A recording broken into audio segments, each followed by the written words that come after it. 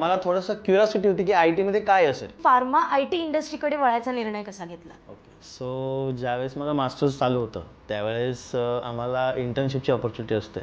जसं की आपण म्हणतो R&Ds असतात, प्रोडक्शन्स असतात. तसं ग्लेनमार्क आहे एक आपल्या तळोजाला नवी मुंबईमध्ये. तिथे मी इंटर्नशिप कंप्लीट केली 6 मंथची माझी. त्यावेळेस मला थोडासा ओव्हरव्ह्यू मिळाला की प्रोडक्ट बनवताना म्हणजे आज जे आपण मेडिकलमध्ये प्रोडक्ट्स बघतो, मेडिसिन्स असतात. तर ते बनवताना रिसर्च डेव्हलपमेंट हा जो पार्ट असतो, तो कसा असतो? किंवा स्केलअप होण्यासाठी खूप जास्त मोठ्या प्रमाणात मेडिसिन्स तयार करायचे असतील, तर ते कसे बनतात, काय बनतात, हे पूर्णपणे R&Dमध्ये शिकायला मिळालं. बट रादर दॅन धिस की आत्ता सध्या ट्रेंड खूप जास्त चालला आहे की IT हेल्थकेअर सेक्टर. सो माझं मास्टर्स झाल्यानंतर मी 3 वर्ष अकॅडमिक्समध्ये होतो, जिथे मी असिस्टंट प्रोफेसर म्हणून काम केलेलं आहे स्वतः.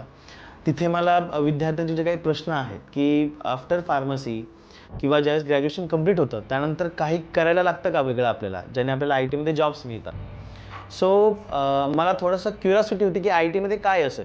मी थोडासा सर्च केला त्याबद्दल आणि त्यानंतर मी IT क्षेत्राकडे वळालो पूर्णपणे.